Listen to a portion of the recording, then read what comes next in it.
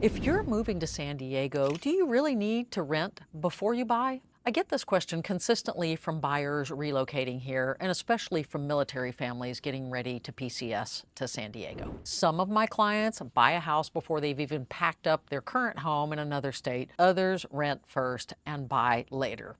It really depends upon how well you know San Diego already, where you're gonna work, your main activities, how specific your housing criteria are, your time frame, and what's actually on the market that fits what you're looking for. So in this video, I'm going to share the 4 options that I suggest.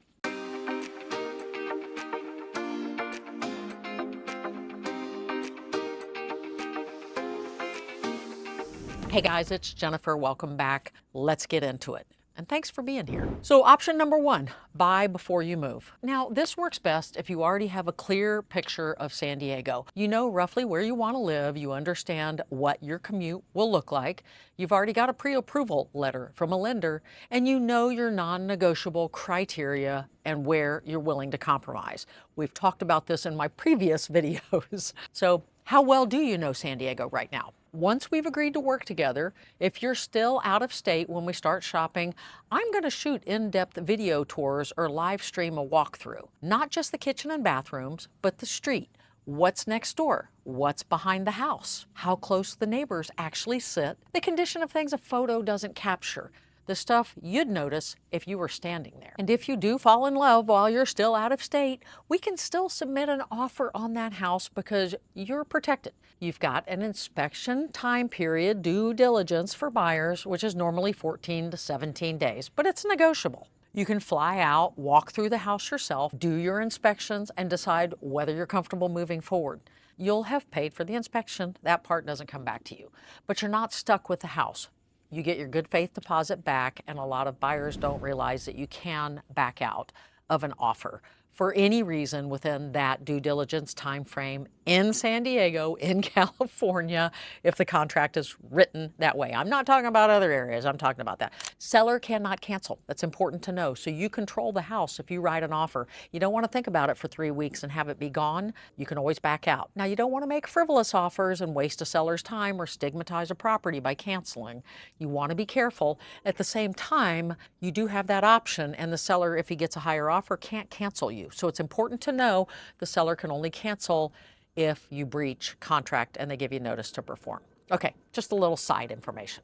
Back to the story. And when we do it this way, you're going to move only once. Your furniture is going to go straight into your new home.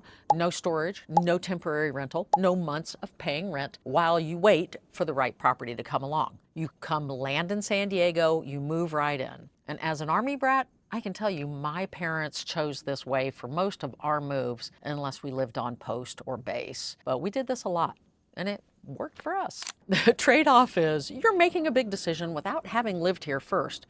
And that's fine if you're clear on what you want and you know San Diego. It's a harder road if you're not as familiar with the area. And if you watched my channel, you know I cover all the different lifestyles each area offers to help educate you before you move here. It's what we do. We help you move here. If you're thinking about moving or relocating to San Diego in the future, give us a call or text. We'll walk through your specific situation. Contact information below or on the screen.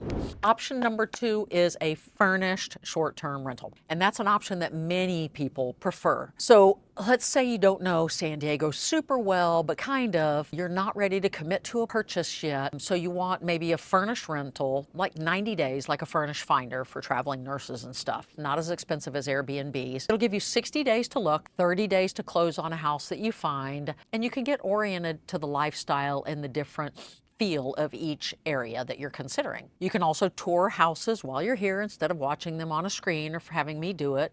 You'll get a real feel for the commute, for how the geography works day to day, for whether a neighborhood you liked online still feels right once you're actually driving in it and seeing it. And if your list of requirements is unusually narrow, this extra time can really make a big difference to take the stress and pressure off. Now, there's pros and cons to each option. Furnished rentals here are not cheap. You're going to pay a real premium over a standard lease. You're going to have to move twice instead of once. You're paying for storage on all your belongings, and a lot of these rentals do restrict pets. So if you have pets, it can be harder. And 3 months may not be enough time if the right house doesn't show up on schedule. And if you're military and you're PCSing here, you may have the option of an on-base or temporary military housing. Same basic idea as a short-term rental, just a much lower cost. There's usually a wait list, so it's not guaranteed, but it's worth checking into before you commit for paying for a furnished place. Now, I've been helping military buyers relocate to San Diego for almost 20 years. I am a VA specialist.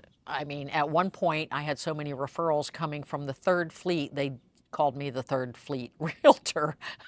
One person would send me another one who'd send me refer another one, and it went several generations deep. I'm so grateful, thank you. And where you're stationed makes a huge difference on where you're going to look. North Island Naval Base, 32nd Street Station, Miramar or Camp Pendleton, all completely different areas. Maybe you need more than 90 days. In that case, option number 3, rent unfurnished for 6 months to a year. So renting unfurnished for a year while you take your time deciding is something some people do decide. Mostly people who are completely unfamiliar with San Diego, or maybe they're starting a new business, they need to establish a little more income and they're just not comfortable investing in a house at this point in time. This is a great option for them. But let's talk about it, because let's do some quick math together, and don't be scared, I'm good at it. You, however, may wish to grab a pen and paper to scribble your own numbers if you're not good at math in your head. So, say you're looking at a home, let's just use $1 million to make it easy. If you rent for a year first, the rent will cost you, let's say, $4,500 to $5,000 a month for a decent single-family home. That's $54,000 to $60,000 in rent for a year for an unfurnished rental. Now let's say that $1 million house appreciates 3% while you're renting for a year. I'm just using 3% as an illustration. It's not a prediction. That puts the house a year from now, the same house, at $1,030,000. So you've spent $54,000 to $60,000 on rent. The same houses you're looking at now cost $1,030,000. Your property is in storage. You have the cost of 2 moves and the possibility of maybe even having to break your lease to get the dream home that comes on the market 6 months after you sign that lease. That's real money. That's important, and a lot of people don't realize the opportunity costs and the actual hard costs of renting unfurnished for a year in what has been a pretty strong appreciating market in San Diego. It's slowed down now that rates are a little bit higher, but you do want to put pen to paper and ask yourself, is that the right decision? Maybe you go with a short-term rental. Save a lot of money, but there's still math in that one. Let's break that one down. Let's say it's $6,000 a month because it's furnished. So you do 3 months, that's still $18,000. Now I'm adding those numbers together, and like I said, that's considered the opportunity cost of waiting and the hard cost of paying somebody else's mortgage. I just want you to see them on paper when you're making this decision. Now compare that to the cost of, let's say you make 2 or 3 trips traveling to San Diego to house hunt in advance of the move. Let's put down flights, hotels, a rental car, meals. Even being generous, let's say maybe $10,000 on 2 or 3 trips for a week to visit San Diego. Look at houses, do your inspections, and handle your due diligence in person. So you can write down both these numbers and compare them to your situation. 10 to 15,000 or less for flying here and checking it out, or a potential swing of 50, 80,000 or more by paying somebody else's mortgage. They're real hard conversations. And also, there's tax considerations tied to home ownership, and those are going to depend upon your situation individually, so that's a conversation for your CPA. But think about it. It's a cost. It's a hard cost. And if you go the furnished route instead of unfurnished, price out one that actually fits your family and your pets, not the cheapest listing you can find online. And don't forget parking. Make sure when you're looking at rentals that you have enough off-street parking. Okay, so there's really one more option that people use when they relocate to San Diego that I've seen, and that's staying with friends and family. May not be an option. Even if it's an option, it may not be an option. You know what I'm talking about? You picking up what I'm putting down? I knew that you would. If you've got people that like you and that can put up with you for a while, this is usually the least expensive way to buy yourself some time. There's little or no rent.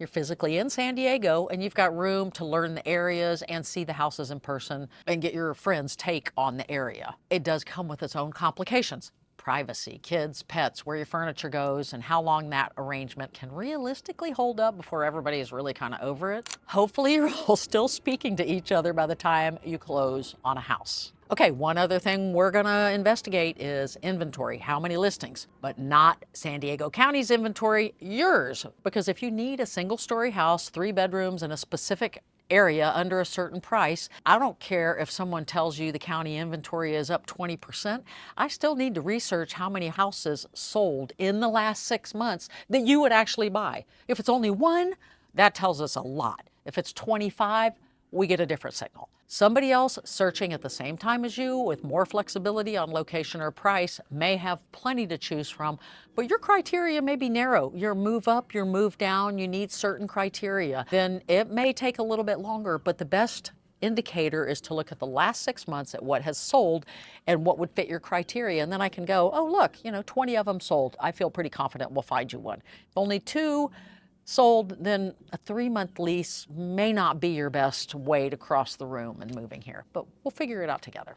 So if we meet, you tell me your price range, your geographic flexibility, your must-haves, your commute tolerance, and of course your timeline, how fast you need to move. And that's going to tell me a lot about how we can cross the room. You should not rush into a house you're not comfortable with just to avoid months of rent. If renting first keeps you from making a bigger mistake like buying in the wrong neighborhood or settling because you were tired of looking, it is money well spent. Sometimes 3 months of a furnished rental is exactly what you're gonna need just to take a breather. Sometimes it's a step you didn't need at all. That's why I want to know a lot about you before we start talking about houses. And if you're listening to this and thinking, Jennifer, I don't even know which part of San Diego I should be looking at yet, you can go watch this video here. You'll learn a lot. I put San Diego on the map and I break it down for you. So thank you for staying till the end. I hope this helps you decide whether you need to rent or buy in San Diego. Every move has a map. Let's find yours. And as always, stay sunny, San Diego.